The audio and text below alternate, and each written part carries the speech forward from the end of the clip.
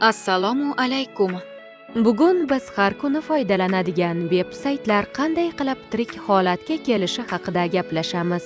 Har bir sayt bu o'ziga xos murakkab bino yoki inson tanasi kabi qurilgan. Uning asosi 3 ta ustunga tayanadi: HTML, CSS va JavaScript. Tasavvur qiling, siz yangi bino quryapsiz. Sizga poydevor, tashqi ko'rinish va zamonaviy uskunalar kerak.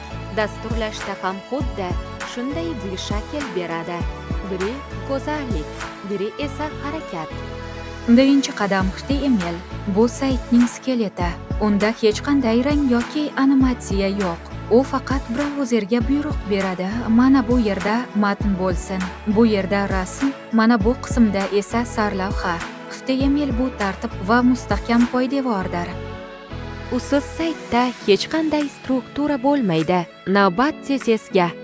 Agar HTML skelet bo'lsa, CSS bu uning libosi va pardozidir.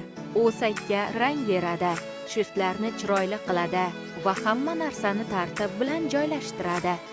Saytning qanchalik jozibali ko'rinishi aynan CSSga bog'liq. U kulrang devorlarni zamonaviy saroyga aylantiradi va nihoyat JavaScript. Bu saytning miyasi va asab tizimi. Skelet va libos tayyor, lekin ularni harakatga keltirish kerak. Tugmani bosganda menyu ochilishi, ma'lumotlarni hisoblash va barcha jonli harakatlar aynan JavaScript orqali amalga oshadi. U saytga jon bag'ishlaydi. Mana shu 3 ta texnologiya birlashganda biz sevib foydalanadigan saytlar vujudga keladi. HTML quradi, CSS bezatadi, JavaScript esa yashashga majbur qiladi. Ulardan birini olib tashlasak, butun tizim o'z ma'nosini yo'qotadi. Xulosa qilib aytganda, veb dasturlash bu san'at va muhandislikning uyg'unligidir. Bizga ushbu qiziqarli dunyo eshiklarini ochgan ustozimizga rahmat aytamiz. E'tiboringiz uchun rahmat. Bilim olishdan to'xtamang.